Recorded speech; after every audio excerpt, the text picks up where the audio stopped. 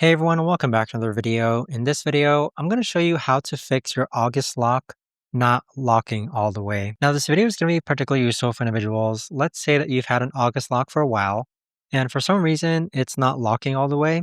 How do you actually go ahead and fix it? Now, I recently ran into this issue myself, and I tried to do three different things.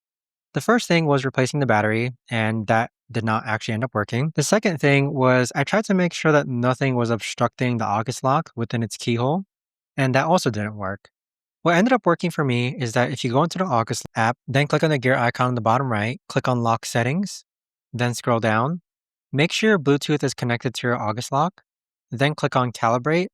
Go ahead and recalibrate your lock so that it knows how to operate your door. So once I did this, that's how it got to lock my door fully, and it worked. But that right there, guys, is the best and easiest way that I know of to actually go ahead and fix your August lock not locking all the way. If you guys know of a better or easier way to actually do this, let me know in the comments down below.